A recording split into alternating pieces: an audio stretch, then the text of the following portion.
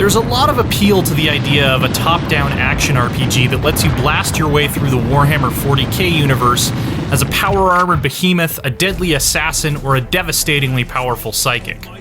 Unfortunately, Inquisitor Martyr's repetitive combat and bizarre itemization leaves a lot of that potential squandered. It's far from being a disaster, with a cool story and plenty of single and multiplayer modes to be had, but manages to fall well short of most other contenders in the Diablo-like subgenre.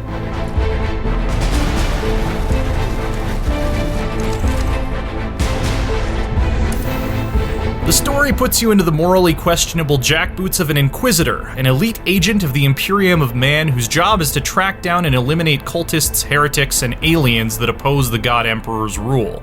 Each of the three Inquisitor classes has a unique voice and personality brought to life by actors that aren't afraid to ham it up in true 40K fashion. They certainly seem to be having a good time doing it.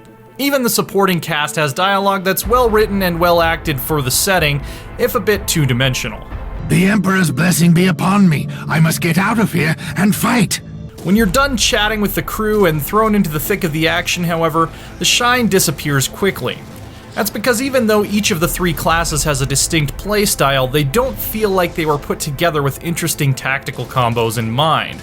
The heavily armed and armored Crusader is the most fun to play, and his shtick basically boils down to pointing a bullet hose at the enemy horde and holding down the trigger until they're all hamburger.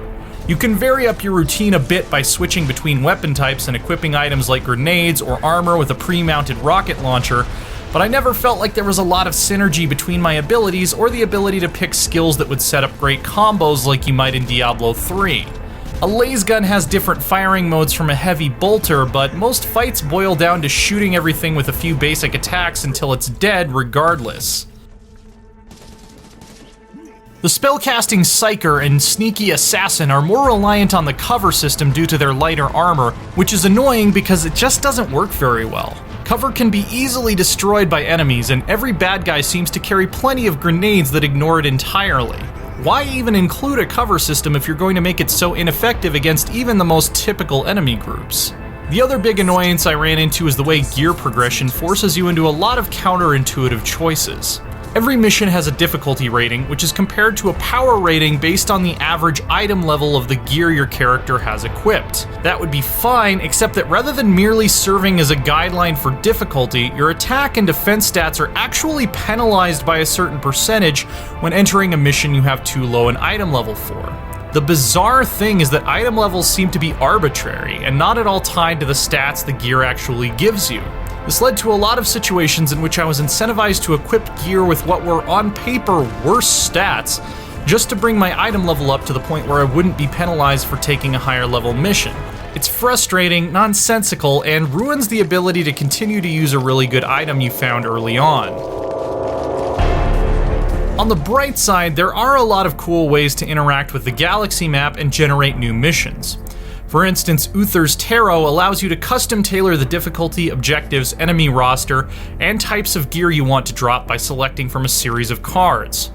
Priority assignments give you a potentially endless supply of procedurally generated missions linked by an overarching story that even involves some cool choose-your-own-adventure elements. This all feeds back into a currency-based progression system called Glory and earns you reputation with various star systems, both of which can unlock powerful rewards.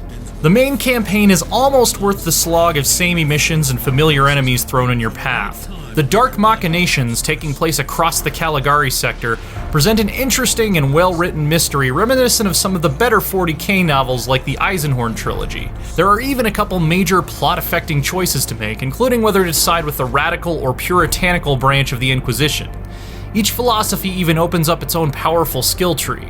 Again, though, it's all in service of sagging combat and itemization, which makes it a much harder prospect to recommend.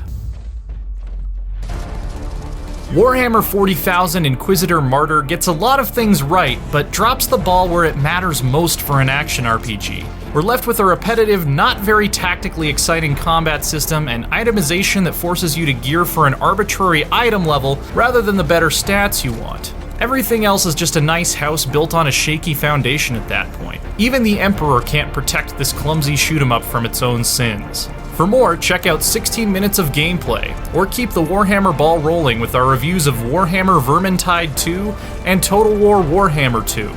And for everything else, stick with IGN.